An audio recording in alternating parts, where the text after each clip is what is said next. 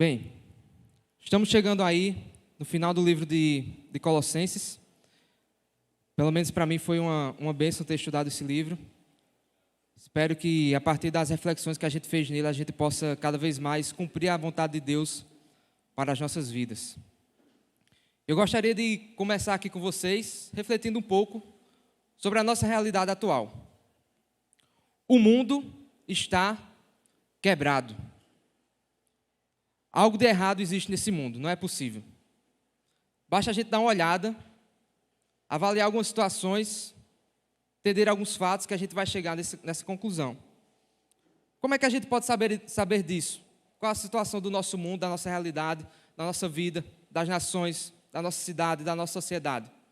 A gente não precisa de um estudo muito prolongado, nem reunir os melhores cientistas que existem, nem utilizar as últimas tecnologias para chegar a essa conclusão. Basta qualquer pessoa, com o mínimo de informação que seja, fazer uma rápida olhada no mundo à sua volta, seja aqui, em outro país, em outro continente, que com certeza a conclusão será a mesma. O mundo está quebrado. Você olha nações cada vez mais ricas, poderosas, que investem, estudam, fazem o possível para se manterem na liderança, com o poder, com a influência, com o domínio sobre outras nações, e que olham para si mesmos e dizem: olhem para mim como cidadãos do meu país gostam de viver aqui, como eles são inteligentes, como eles são prósperos, como nós trazemos o bem para eles. E olha lá para as outras nações, necessitadas, dependentes. É o egoísmo internacional, digamos assim. Se você não quiser ir tão longe, olhe para a nossa sociedade. Basta você ler uma folha de jornal, ou assistir um noticiário 5 minutos, que você vai ver cada vez mais crimes, traições, tristezas, histórias horríveis, mortes, assassinatos, abortos e tudo que não presta que tem nesse mundo. Se você ainda não estiver convencido, olhe um pouquinho para si mesmo e lembre de erros, decepções, tristezas, arrependimentos, lutas que você trava consigo mesmo, coisas que você tenta se livrar, vícios, pensamentos, atitudes, palavras que parece que você passa algumas semanas bem, mas depois acontece alguma coisa que te tira da linha e de repente você olha para si e diz: nossa, esse sou eu. Basta olhar um pouquinho para nós, humanos, pecadores, que entendemos por que é que o mundão está tão destruído assim, tão sem esperança. O pior é que a solução do mundo não funciona. A história está aí para provar isso. Ideologias, estudos, tecnologias, religiões, que sempre tentam trazer uma solução, mas uma solução que nunca funciona. Ideologias, qual o problema do mundo? O problema do mundo são os homens, vamos acabar com os homens. Não, o problema do mundo é o dinheiro, vamos distribuir dinheiro para todo mundo. Não, o problema do mundo é a falta de educação, vamos prover educação para todas as pessoas. Será? O problema do homem é que ele é egoísta, é que a gente precisa promover o bem, fazê-lo refletir, dar condições a ele para que ele tenha boas experiências e viver bem. Isso tem resolvido? Olha um pouquinho para a tua volta. Religiões hoje nós temos das mais diversas. Basta uma busca rápida na internet e você vai encontrar das mais variadas. São mais de 10 mil, pelo menos que a gente tem entendimento. Tem funcionado? Elas têm prometido salvação, salvadores, deuses, mas soluções humanas que dizem que através da autoajuda, reflexões, até mesmo de exercícios, você pode ser melhor, encontrar o bem na tua vida. Tem funcionado? Nós cristãos sabemos de uma coisa: se você é cristão, eu tenho certeza que você tem esse mente. Apesar que algumas vezes a gente falha nessa verdade, mas nós sabemos disso. Qualquer solução fora do Senhor Jesus Cristo não é solução. Qualquer resposta, qualquer direcionamento, qualquer entendimento, qualquer solução que a gente tente encontrar para nós, para esse mundo, para o nosso pecado, que não esteja no Senhor Jesus Cristo, não vai te trazer uma resposta satisfatória. Vai ser tudo ilusão, mentira, engano, vãs filosofias. Nós falamos um pouquinho disso em mensagens anteriores. Por que é que nós entendemos que no Senhor Jesus Cristo nós temos a solução? Porque foi Ele quem resolveu o nosso problema. Hoje nós podemos morrer, mas sabemos que se morrermos estaremos vivos com Ele. Ele venceu a morte, por isso nós vencemos também. Ele é a resposta, Ele é a solução para a nossa vida. Ele nos tirou a culpa do pecado, o peso que você carregava, a depressão, a solidão, tudo retirado pelo nosso Senhor Jesus Cristo. Ele nos deu sentido para a nossa vida. Você vivia sem sentido, não é verdade? Sem saber para onde ir, sem saber o que fazer. Você trabalhava, estudava, tinha seus relacionamentos em casa, buscava alguma coisa, suas próprias conquistas, mas você sabia que tinha muito valor, passageiro, terreno, temporário. Mas no Senhor Jesus Cristo nós temos o real sentido de vivermos, glorificar a nosso Deus, obedecê-lo e estar com Ele eternamente. Ele nos deu a nossa libertação dos nossos vícios e pecados. Ele nos livrou da escravidão do pecado. Se antes você bebia, hoje Ele te livrou disso. Se antes você fumava, hoje Ele te livrou disso. Se você era viciado em tecnologia, internet, pornografia, Ele pode te livrar disso, Ele te livra disso. Ele é o nosso libertador. Ele nos dá a alegria verdadeira, como nós estamos vendo aqui. Fora dele não existe a alegria verdadeira.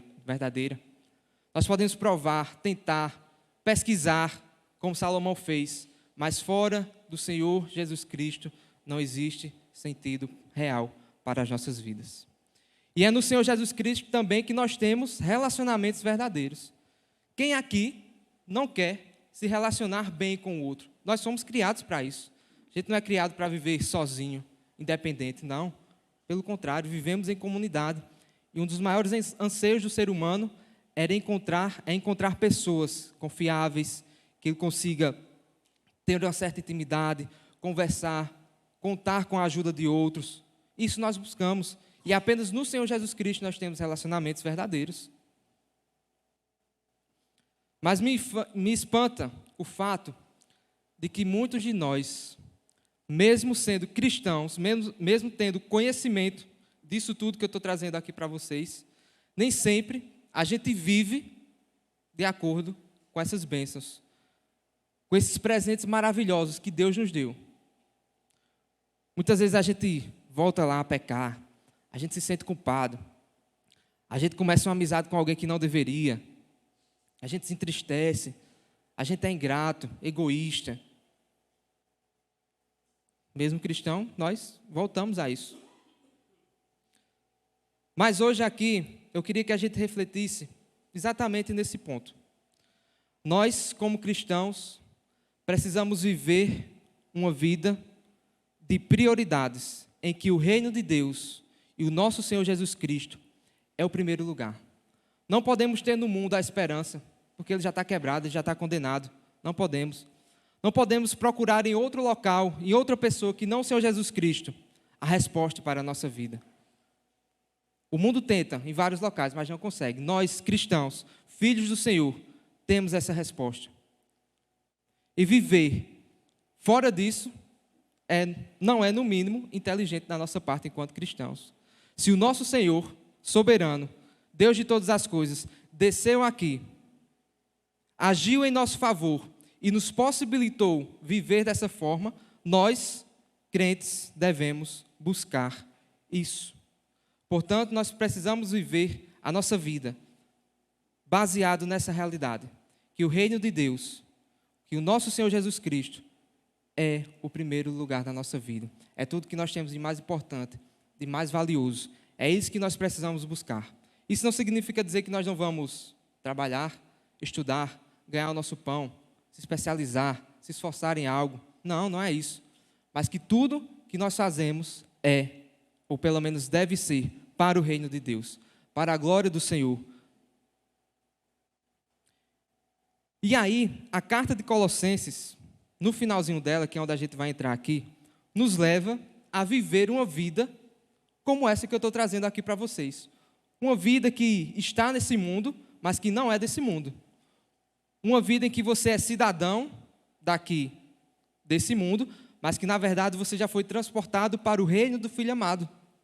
Uma vida que você vive aqui materialmente, em carne e osso, mas que você sabe que a tua vida espiritual foi regenerada no Senhor Jesus Cristo. O Evangelho do Senhor Jesus Cristo nos possibilita viver isso. Infelizmente, nós muitas vezes nos perdemos até mesmo na nossa caminhada. E aí a gente vai refletir um pouquinho nisso aqui. Portanto, a carta de Colossenses nos leva a esse estilo de vida, a essa vida vivida de forma bem nutrida, de forma saudável, de forma rica, abundante para Deus. Uma vida que não é baseada naquilo que o mundo quer, naquilo que o mundo deseja, nos meus próprios desejos e planos, mas naquilo que o Senhor tem trazido para a gente. Uma vida que é baseada na pessoa de Cristo e em sua obra. Nós vimos aqui no livro de Colossenses que nós pertencemos a um Deus, o Senhor Jesus Cristo, a um local, os céus, e a uma comunidade, a igreja. Foi Ele que deu isso para a gente. Como é que nós cristãos nos baseamos nisso? Quais são os nossos fundamentos? Minha vida deve ser vivida de forma diferente do mundo, eu devo buscar santidade, devo buscar relacionamentos saudáveis, mas o que é que fundamenta isso? Vou trazer aqui para vocês, resumindo apenas esse livro de Colossenses. Em primeiro lugar, Deus é um Deus supremo. Ele é o Deus acima de todas as coisas, tudo pertence a Ele, ninguém dá conselho a Ele. Ele é o Senhor sobre tudo. E no seu Filho Ele se revelou, um Filho que é como nós, humano, mas é Deus, e que também está acima de todas as coisas. Ele é a imagem do Deus invisível. Ele é o Senhor da criação, Ele é o primogênito de todas as coisas. Portanto, tudo Ele pode fazer. Tudo Ele pode fazer. Condenar, justificar, ter misericórdia, exercer graça, trazer a provisão. Tudo é dele e por Ele e para Ele. Ele é o Deus de tudo. Em segundo lugar, o nosso Deus, o Senhor Jesus Cristo, resolveu o nosso maior problema, o pecado. Porque Ele mesmo pagou o pecado em nosso lugar. Desceu ao mundo, se encarnou, fez-se como homem, humilhou-se, serviu, derramou seu sangue na cruz, no nosso lugar, para pagar o nosso pecado. Lembram da última pregação do pastor, lá em Mateus, sobre justiça de Deus? Ele fez isso. Portanto, o Senhor Deus, soberano sobre todas as coisas, olhou para a humanidade e disse: eu vou amá-los. Eu vou me sacrificar, eu vou derramar o meu sangue, eu vou perdoar pecados, exercer misericórdia, exercer graça para esse povo. Portanto, Ele pagou o nosso pecado. E se o Deus, soberano sobre todas as coisas, que não deve nada a ninguém, não depende de ninguém, pagou o nosso pecado e me perdoou e me trouxe a graça, eu posso viver, eu posso receber isso e viver um novo estilo de vida. Está baseado nele, não está baseado em mim. Está baseado nele, nesse Deus soberano. E por último, eu posso viver uma vida diferente do mundo, uma vida do mundo que é sem solução, sem esperança, sem ser uma vida real, saudável. Eu posso viver de acordo com o que Deus quer de mim, porque Ele me colocou no seu corpo.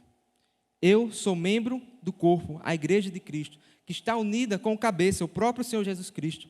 Nós, Igreja Batista da Graça, fazemos parte dessa igreja universal que tem sido cuidada, nutrida, santificada durante séculos e séculos e que um dia estará com o seu Salvador.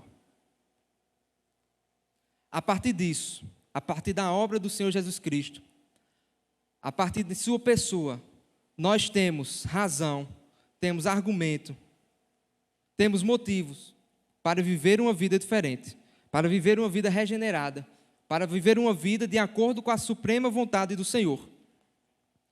Como é que o Senhor Jesus Cristo, como é que Deus quer que eu viva essa nova vida que Ele me deu?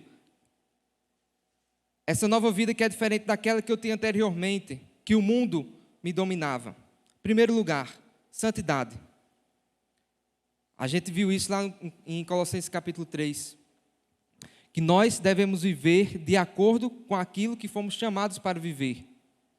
Nós devemos viver em santidade, deixando a nossa vida antiga, os nossos pecados antigos, imoralidade sexual, impureza, maus desejos, desobediência, para agora viver uma vida de santidade, de amor para com o irmão, de uma nova esperança, de uma fé colocada no Senhor Jesus Cristo. Essa é a vida que o nosso Senhor Jesus Cristo quer para nós. Uma vida de novos relacionamentos, seja com esposa, marido, filhos, pais, servos, escravos, senhores. Uma vida de relacionamentos que mostram a glória de Deus em minha vida e que prova que eu vivo uma vida com os outros na horizontal, mas glorificando aquele que é supremo e superior sobre todas as coisas. Portanto, eu como cristão, agora que recebi essa graça do Senhor, devo viver uma vida de santidade, devo viver uma vida de novos relacionamentos. Olhem, por favor, para mim, lá em Colossenses capítulo 3, versículo 18. É exatamente nesse ponto aí que a gente entra no nosso texto. Colossenses capítulo 18, a gente viu na nosso último estudo em Colossenses, onde Paulo diz que esposas se sujeitem aos maridos, maridos amem as suas esposas, filhos obedeçam, pais não irritem os filhos, servos obedeçam em tudo aos seus senhores. Senhores, tratem os seus servos com justiça e igualdade. Ou seja, Paulo está dando orientações práticas, direcionamentos para os relacionamentos dessas pessoas. Capítulo 4, versículo 1, ele diz: Senhores, tratem os seus servos com justiça e igualdade. E ele vai continuar fazendo isso agora, lá no versículo 2. Aqui a gente inicia nossa reflexão de hoje. O que é que Paulo diz agora para os cristãos, de forma geral? Não apenas para essas classes específicas, mas para todos nós, crentes. Versículo 2. Continuem a orar, vigiando em oração com ação de graças. Ao mesmo tempo, orem também por nós.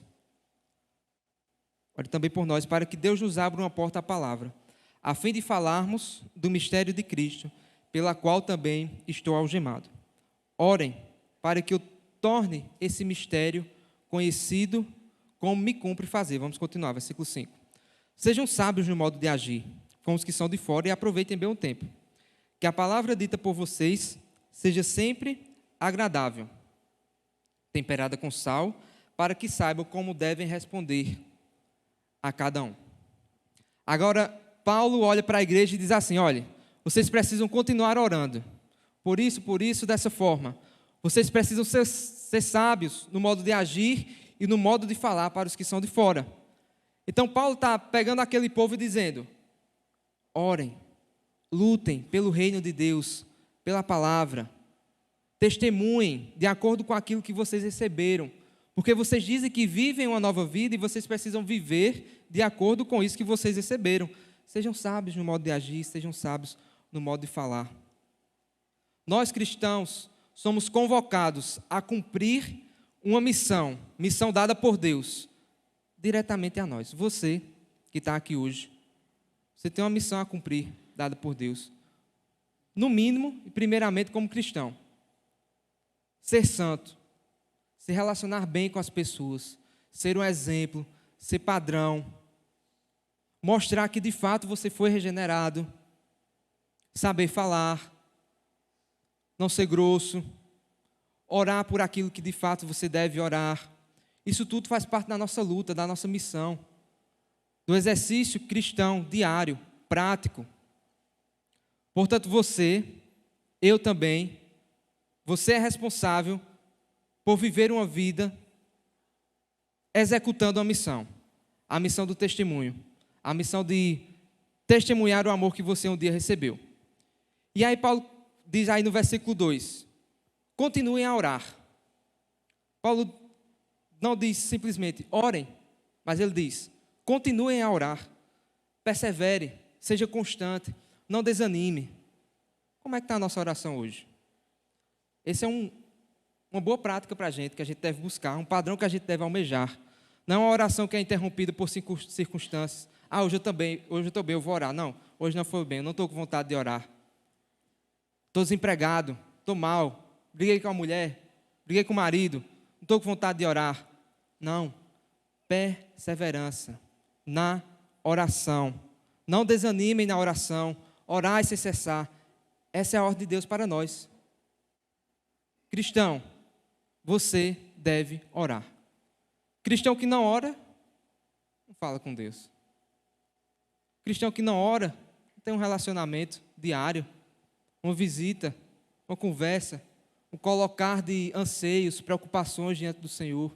Também não é direcionado pelo Senhor. Por isso nós precisamos estar constantemente na presença de Deus através da oração. E de uma oração em que a gente vigia.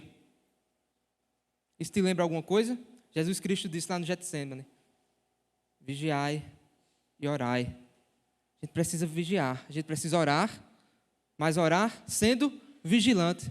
Cuidado, observe, entenda, analise, vigie. Nosso espírito está pronto, mas nós precisamos ter cuidado. Tem crente que acha que está aqui, já foi salvo pelo Senhor Jesus Cristo, já está no céu. Não tem perigo, aqui está tudo de bom, vivo minha vida com comunhão perfeita com Deus, e tome música, tome louvor. Não, gente, não é assim. Nós vivemos hoje no meio de uma geração perversa, no meio de um mundo que maquina o mal, no mundo que é orquestrado por Satanás e que usa os nossos anseios, as nossas inclinações, o sistema do mundo para nos tirar da comunhão com Deus. Portanto, nós precisamos ser vigilantes, vigilantes em oração e em uma oração grata, em uma oração de agradecimento, de ações de graça. Você murmura muito, reclama muito da tua vida? Como é que está a tua ação de graça diante de Deus? Você é uma pessoa que se importa com tudo.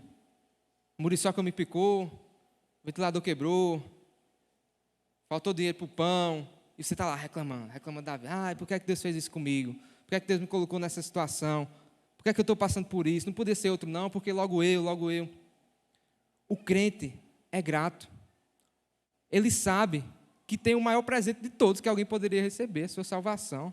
Ele sabe que o que ele tem nesse mundo é nada comparado com a eternidade. Ele sabe que ele tem o presente mais valioso e que aqui é temporário, é passageiro e que a vida dele não se limita a essa aqui. Ele tem essa consciência, ele deve buscar isso, ele tem essa esperança. E olhar para o céu, olhar para a eternidade, olhar para aquilo que nós esperamos, olhar para aquilo que nós teremos um dia, nos faz ter uma vida aqui de gratidão. Mas Paulo também diz, no versículo 3, e pede a oração por eles, pelos ministros do Evangelho.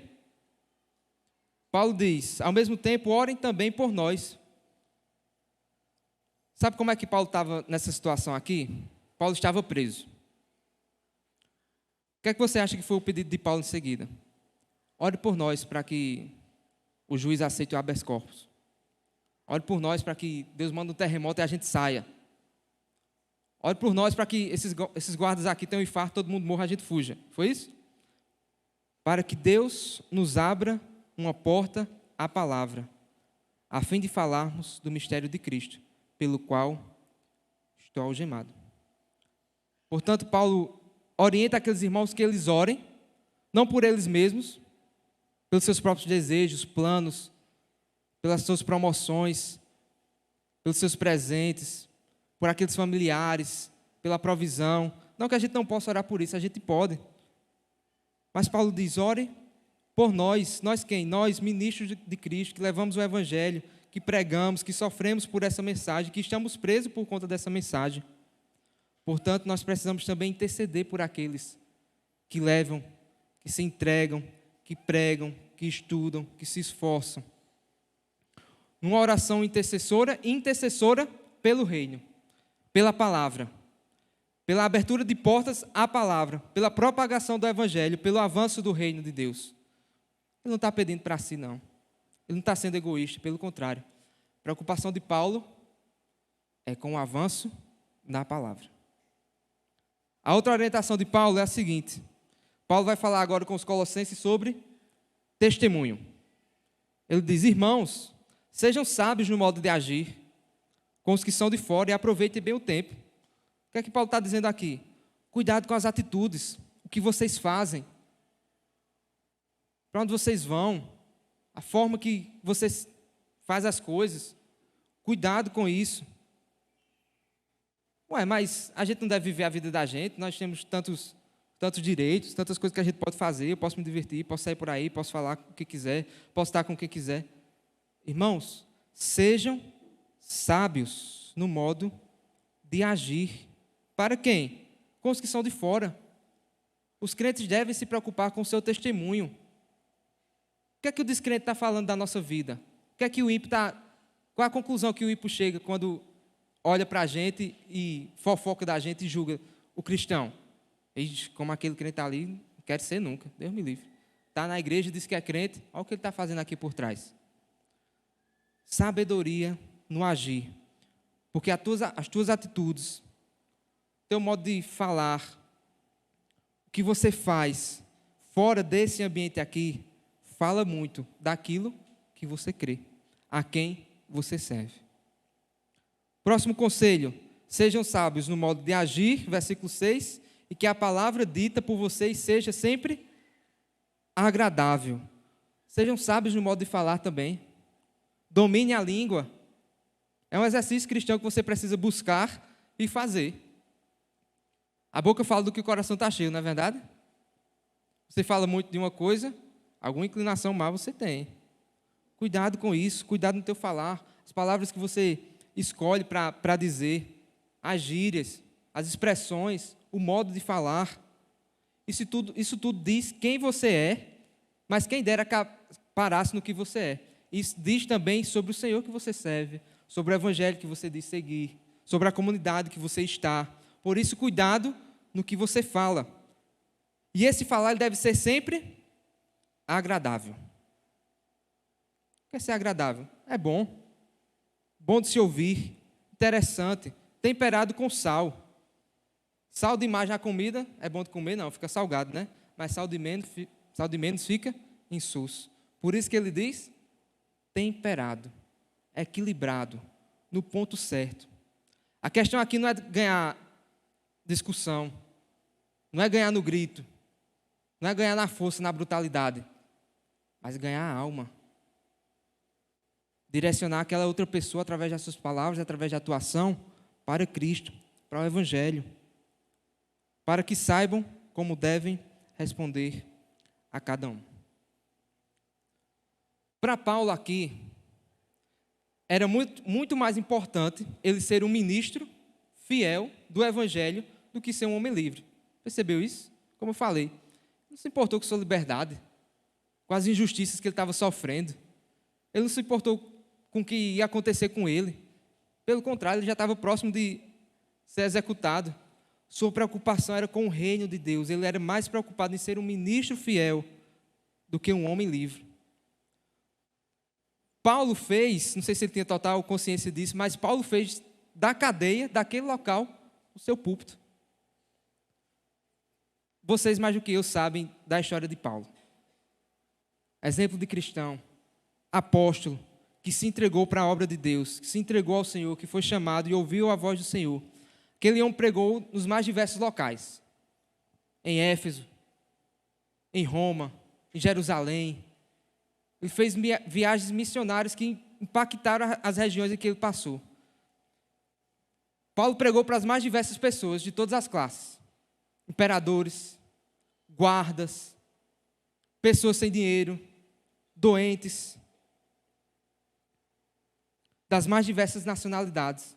E eu tenho certeza que a pregação dele impactou a vida de cada um que a ouviu. Mas foi ali na prisão que até hoje, depois de séculos, ele tem impactado a história da igreja. Nós estamos aqui hoje, você está estudando uma carta escrita numa prisão, no escuro. Aqui provavelmente ele não estava nessa situação, mas com a liberdade restrita. Meus irmãos, o que é que isso nos mostra? Isso nos mostra que a palavra de Deus, ela não está presa, submissa às nossas forças. Aquilo que nós podemos fazer, as nossas habilidades, as nossas competências, a nossa beleza, a nossa forma de falar, o nosso dinheiro, a nossa conta bancária, não. É Deus que está cuidando da palavra dele. É Deus que garante que essa palavra será eterna e que ela não volta vazia. É Deus que garante que usa essas verdades e esse evangelho para transformar vidas, como a minha e como a sua. Aquele local se tornou um púlpito que transformou vidas durante anos e anos. Qual era a preocupação de Paulo para aquela igreja? Orem, continuem a orar, não desistam da oração, sejam persistentes, sejam agradecidos. Orem por nós, orem pelo avanço da palavra. Sejam sábios no seu testemunho, no seu modo de falar, no seu modo de agir. Essa era a preocupação de Paulo para aqueles crentes. Nosso problema hoje é que a gente vive numa sociedade que inverte valores. O que é que a gente busca hoje em dia? Segurança econômica, segurança no trabalho, ter um casamento feliz, uma família feliz.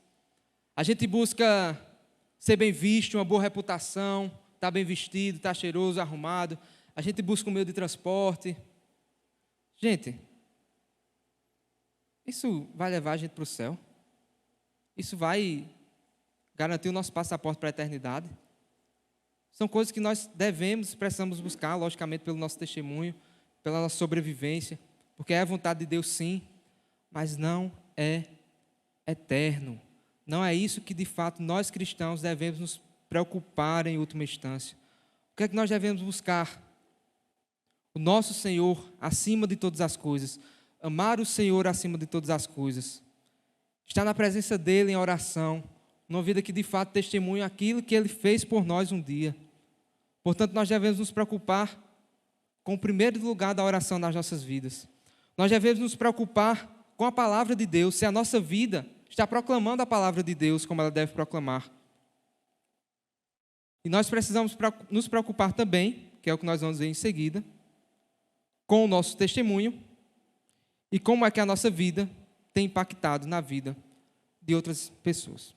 Mas antes da gente seguir para os próximos versículos, queria só fazer algumas breves reflexões aqui com vocês. Como é que tem sido hoje a nossa vida de oração? Pare um pouquinho aí e pense. Nossa vida de oração hoje tem sido deficiente? Qual desses pontos aqui que eu falei, a gente precisa retomar a rota? Será que a gente precisa orar com mais constância? A gente precisa estar mais atento às coisas que acontecem a esse mundo? Será que a gente precisa agradecer mais a Deus? Será que você precisa se preocupar mais com as coisas de Deus, com aquilo que realmente você deve se preocupar? Reflita, pense sobre isso. O que é que você tem falhado? Somos chamados a guerrear em oração. Uma das nossas principais armas, das principais armas da igreja, é a oração. Não é o poder que ela tem, não é o número de pessoas que ela tem, não é a influência apenas que ela tem, mas a igreja anda quando ela ora. Porque assim ela mostra que ela depende do Senhor Deus. Não depende daquilo que ela tem, mas ela depende daquilo que Deus está fazendo na história dela. Como é que está o nosso testemunho? Você tem falhado nisso? Tuas atitudes mostram que você está parecendo mais com um descrente do que um crente de verdade? Avalia isso. Você é um tipo de crente que ninguém gosta de conversar, que quando alguém chega perto de você, você já dá logo um para trás, como se diz. Crente amargurado, crente que não busca se relacionar com as pessoas. Gente, mude isso, busque mudar isso. Porque aquilo que você faz, aquilo que você fala, diz a quem você serve e o local que você pertence. Nós precisamos viver a nossa vida da forma que Deus quer. A gente fecha agora esse pensamento do versículo 2 ao versículo 5 e chegamos a algumas conclusões. Uma primeira conclusão que eu queria trazer aqui para vocês é a seguinte: nós cristãos temos algumas prioridades nas nossas vidas, não é verdade? E que nem sempre são as prioridades que o mundo diz para a gente, mas as prioridades que o nosso Rei, o nosso Senhor Jesus Cristo, nos coloca. Porque lembra que eu disse para você que você está em missão? Se você está em missão, o teu general tem ordens para você, tem direcionamentos para você. Portanto, nós precisamos viver essa realidade, a realidade de Deus, de uma vida de oração, de uma vida piedosa, de uma vida grata, de uma vida de preocupação com o avanço do Evangelho de forma real. Isso não pode ser uma mentira, isso não pode ser uma fantasia. A gente não pode estar aqui dizendo: eu vivo para o reino de Deus, eu sou crente, eu me preocupo com a igreja. Mas 99% do nosso tempo é dedicado a outras coisas. Não, gente, isso não é viver o cristianismo, aquilo que Deus pede da gente. Nós precisamos viver aquilo que Deus tem colocado para a gente viver. Aquilo que Deus tem colocado para a gente viver, não aquilo que eu tenho procurado viver. Portanto, viva sua real prioridade em primeiro lugar. Qual é a sua prioridade hoje? Teu trabalho? Tua família? Teus planos? Teus estudos? Tua diversão? Teu prazer? É essa a tua prioridade? Hoje a gente vive num tempo muito difícil. Todo mundo tem agenda lotada. Para combinar uma reunião com alguém, achar um espaço na agenda, é a coisa mais difícil do mundo. Principalmente para as coisas de Deus. Principalmente para as coisas de Deus. A gente passa a semana trabalhando, fazendo das mais diversas atividades. Quando a gente chega no final de semana, a gente sempre procura outra coisa para fazer, que não contribuir para algumas coisas que a gente poderia contribuir. Hoje a gente vive num mundo de agendas lotadas, de trabalho, curso, estudo, internet, visitas, conversas. Mas a gente nunca tenta achar um espaço para aquilo que a gente deve achar. Vida com Deus. Quando você vai organizar seu tempo, seu dia, você separa um tempo para Deus? Você tem buscado isso? Teu tempo de oração é prioridade? Isso é algo que a gente deve se preocupar. Se a gente dá o nosso primeiro passo errado, o restante das coisas provavelmente vão terminar errado também. Hoje a gente vive num mundo também, se uns têm agendas lotadas, outros têm preguiça. Muito tempo para fazer, e quanto mais tempo se tem, menos se faz para Deus. E até mesmo preguiça espiritual, digamos assim. Você já foi tentado, você tem um tempo disponível para orar, para estudar, para ir evangelizar, para vir para a igreja. De repente bate aquele cansaço. Rapaz, que coisa, né?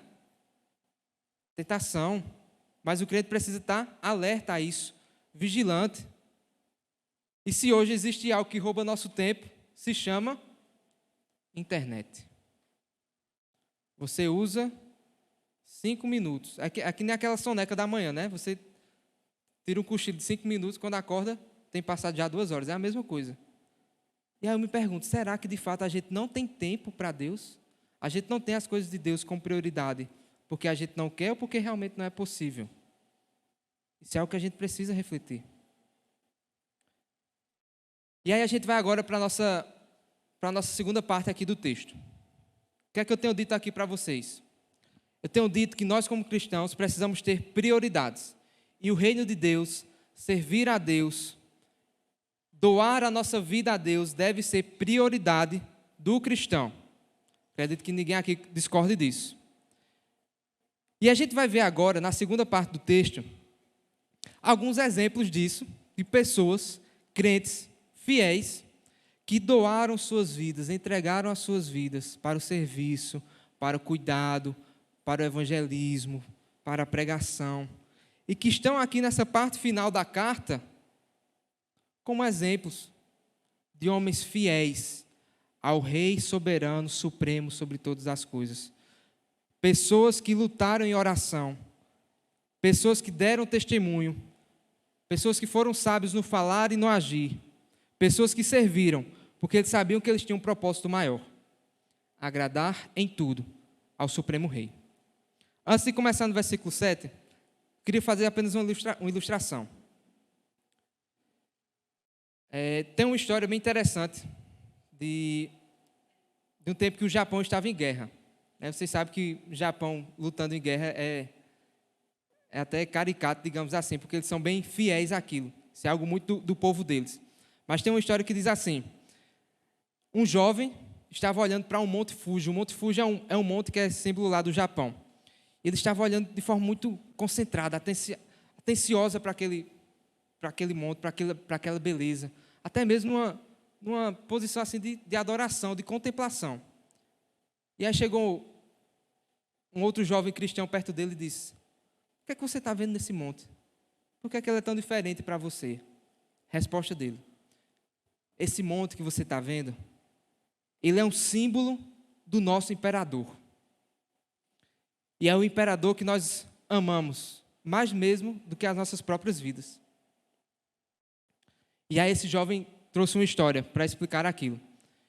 Ele disse que certa vez, o Japão em guerra, chegou no local da batalha que não conseguia mais avançar, não conseguia mais enfrentar o inimigo, porque tinha sido posto diante deles uma barreira de fios elétricos, que se alguém tentasse transpor, seria morto.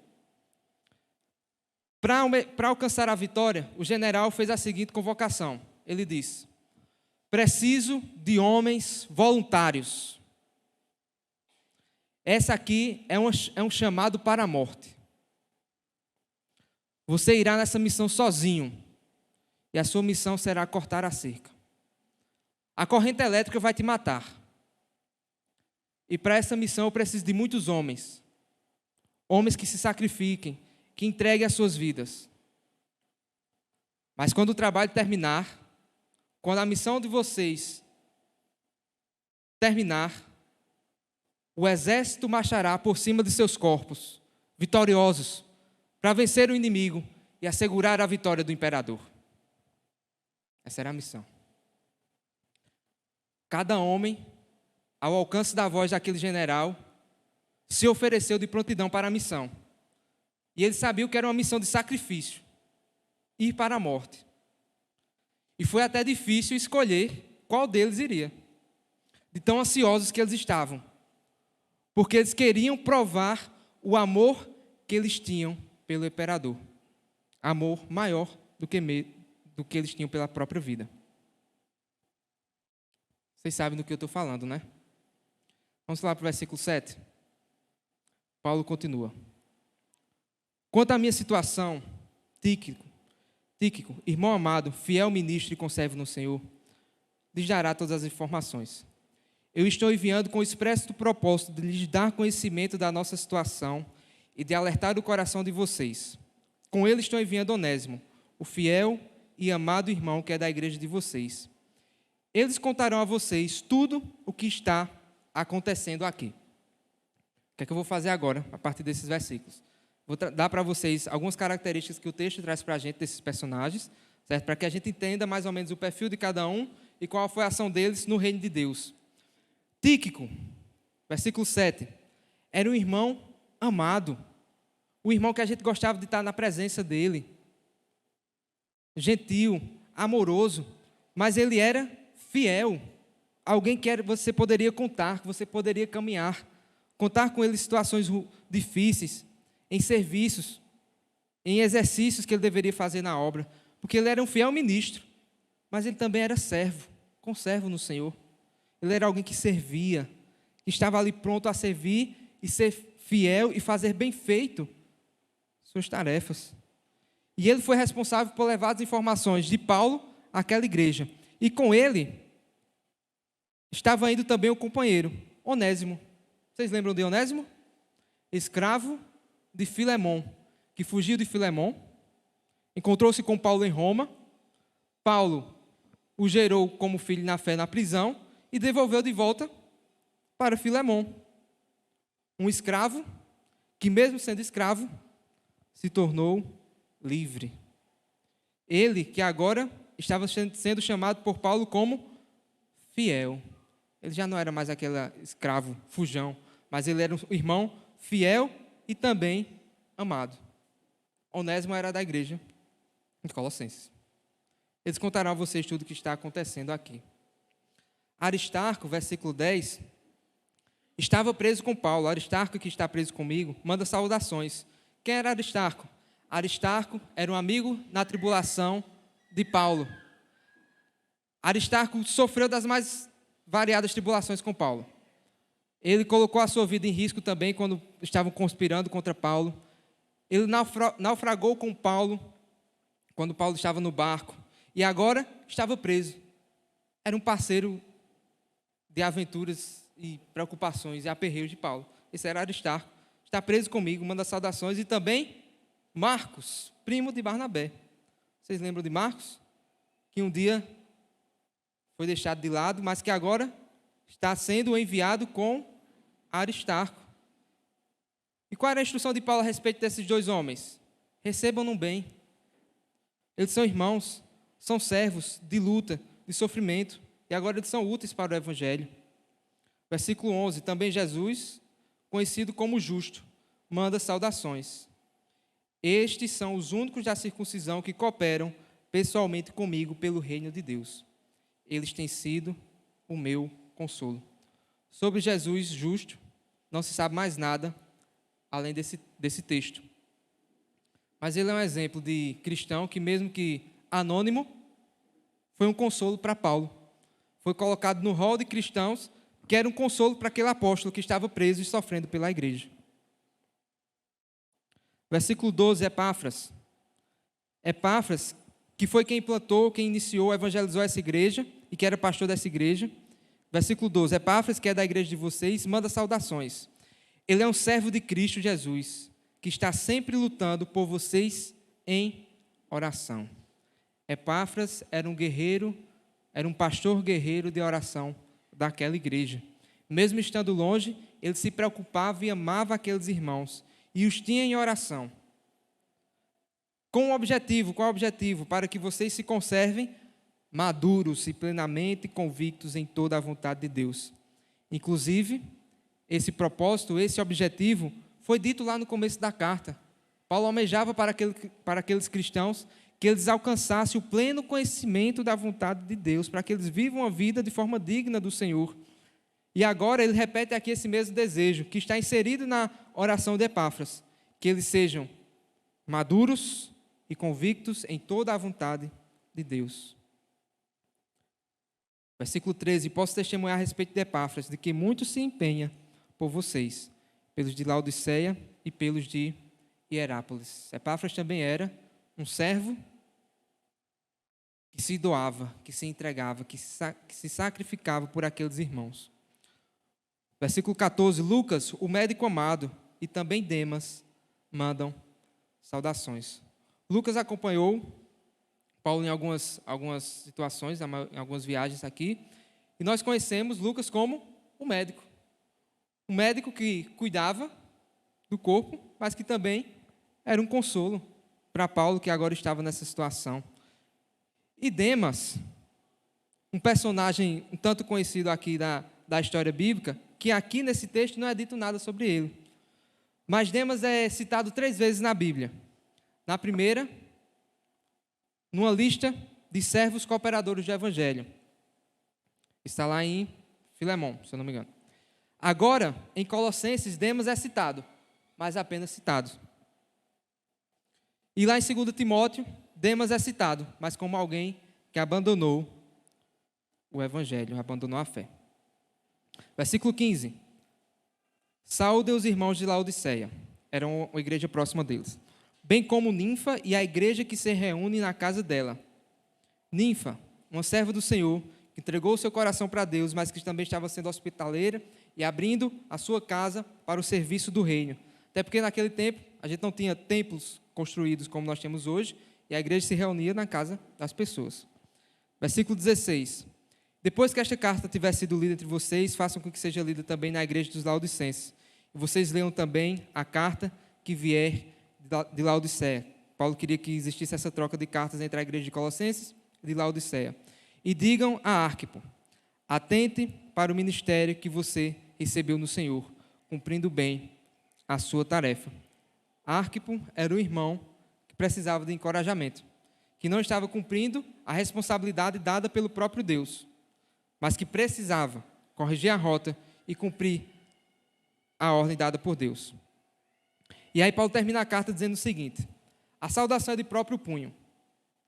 Paulo, lembre-se das minhas algemas. A graça esteja com vocês. O que é que essa lista de pessoas aqui tem a nos dizer? O Evangelho, ele não é exclusivo nosso aqui, vocês que estão aqui hoje. Deus tem trabalhado durante séculos, em todos os países, todos os lugares, de todas as formas, para regenerar, reconciliar, trazer pessoas para si. Ele tem libertado pessoas da escravidão, do pecado, de angústias, de sofrimento, e transformando pessoas em servos fiéis, cooperadores do Evangelho. Homens que entregaram as suas vidas, porque eles sabiam que algo maior eles estavam esperando. Eles sabiam que essa vida aqui não era tudo que eles tinham. Eles sabiam que essa vida aqui não era tão valiosa quanto aquela que eles iriam receber um dia na eternidade. Eles sabiam que viviam aqui, mas existia algo a mais. Existia um mundo espiritual, uma guerra espiritual, que eles precisavam, pelo menos, contribuir com isso. Em oração, em testemunho, em gratidão, em amor para com os irmãos, propagando a palavra, testemunhando através das coisas que eles falavam. E essa é a vida do crente. Nós não podemos simplesmente olhar para esse mundo aqui e achar que nós temos aqui a solução. Nós não podemos esperar desse mundo a resposta para a nossa vida. O nosso Senhor Jesus Cristo é o Rei soberano sobre todas as coisas. É Ele quem nos dá sentido, é Ele quem nos dá alegria, é Ele quem nos livra do pecado, é Ele quem nos livra da morte, é Ele que garante a nossa salvação, é Ele que está nos esperando na eternidade. Meu irmão, você precisa entender o valor que isso tem na sua vida. Você precisa entender o presente que Deus te deu e também a responsabilidade que esse general tem colocado nas suas mãos, como soldado. E eu pergunto a você, você tem amado esse general mais até mesmo do que a tua própria vida, os teus planos? Reflita sobre isso. O que é que você tem de mais importante? O que é que você tem buscado? O que é que você tem almejado? Para onde você tem direcionado a tua vida? Será que uma aposentadoria segura vai te trazer felicidade? Será que ser bem colocado no mercado de trabalho vai te trazer felicidade? Será que ser elogiado pelas pessoas vai te trazer felicidade? Se você é crente, você sabe que a tua alegria está no Senhor Jesus Cristo e não em nenhum outro local, nenhuma outra pessoa. Nada que você possa ter de presente. Viva a verdadeira vida que Deus tem te dado, que Deus já tem te possibilitado, Deus já tem colocado nas tuas mãos. É assim que Ele trabalha. Ele é um Deus gracioso, que nos salvou, que nos amou, que exerceu misericórdia e que agora te chama para o serviço. Te chama para cumprir a tarefa. Te chama para ser fiel, como esses homens aqui um dia foram.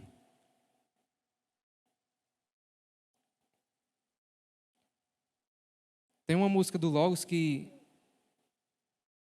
eu estava relutando em dizer ou não dizer isso aqui, mas eu já comecei, vamos lá. Mas tem uma música do Logos que reflete um pouquinho desse sentimento aqui.